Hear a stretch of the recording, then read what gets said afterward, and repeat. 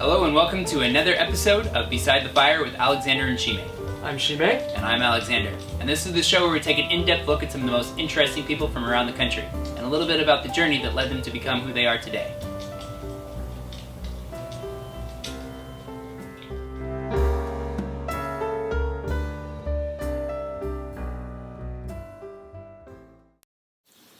Hannah.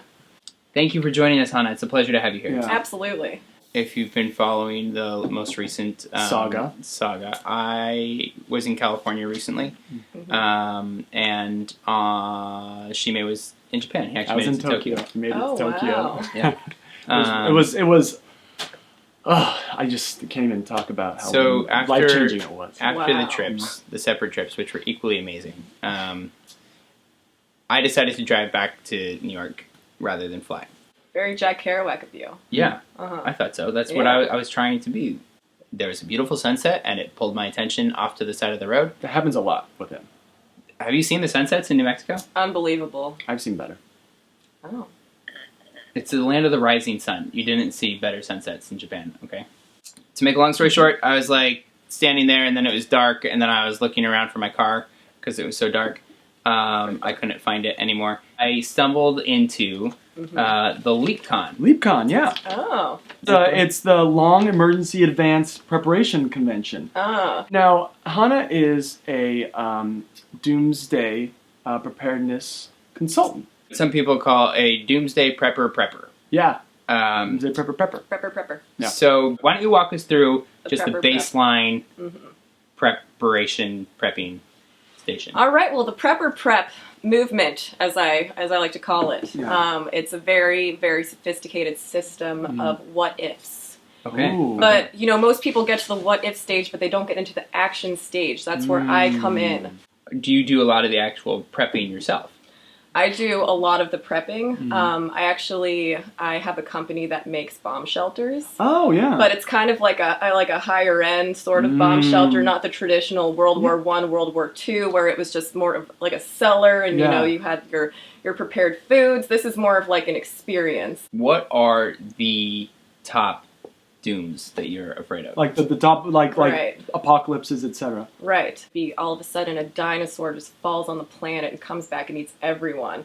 I mean, how exciting would that be? We go to these 9-to-5 jobs. We're so bored all day long. Oh, yeah. So, Tell me about it. experience a doom? I mean, that would be worth dying for. I'm very prepared for doom, but you might also say I'm excited for it. I've been working on Prepper Prep Action for almost 27 years now. Wow. Yes.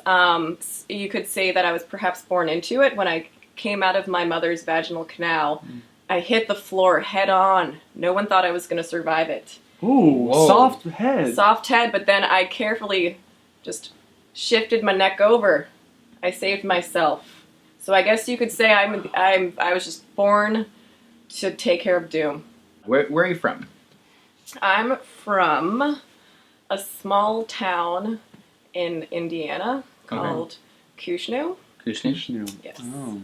Kushnu, it was this little cult commune Oh. for very spiritual people. Okay. My parents were very into spirituality. And I was more practical. I was like, but what if doom comes? And they were like, harbor good energy. And that didn't sit with me. I was a little afraid if I strayed, they wouldn't take me back in, similar to how, the Amish, they have the chance to leave, come back, whatever. Yes, so I did the equivalent of that, but in my community, we call it the hootatut. The hootatut. Hootatut. It's more fun. The hootatut. It's like fun. Let's go on the hootatut. Is that from like Pennsylvania Dutch? Yes. Even though you're in Indiana, but even though they went west.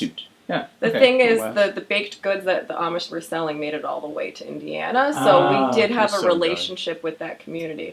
I was on my hootatut, and I met someone. And we couldn't find any privacy anywhere because, everyone was a little crazy doing the drug thing. Yeah. And when people are crazy doing the drug thing, there's no privacy. Yeah. It's like an immediate result. Yeah. So we started building these underground bunkers where we could sneak away.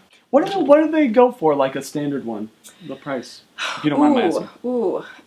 So, I hate to make this an economic thing, but they do run from $7 to $8 million. Yeah. I better start saving now, folks. Yeah. The reason is because if the world's coming to an end, we have to keep the human population going. So I just have birth nurses in there at all times pumping out children. Oh. So that costs a lot of money. Yeah. And then keeping them, full of nutrients. Who, I hate to be crude, but who impregnates them? Is it like, you have the stallions? Is that what they call them in the horse world? Yes. Studs? Stags? Stags. I have a stud farm. Oh, okay. And that's where all the studs are, and they're there to like dance and just kind of stay energized in between impregnating the birthing women. And they have to go through rigorous training. They have to be good looking, but they also have to be intelligent. Okay. They have to be good hunters and gatherers, because there's a chance we're going back to that, that age Absolutely. where we're hunters and gatherers all over again. So I'm not just picking any Abercrombie model on the street. No. I need a well-rounded, educated, strong man pumping up my women down there. These are supplied with bars. You can just turn on some vinyl music and have yourself a little vacation. Vinyl. Like a bar, like a cocktail lounge. Cocktail lounge. And we did a lot of research, and we realized that recreation and dancing is just as important as air and breathing. I agree. Are you accepting any applications? I can get you in contact with the people.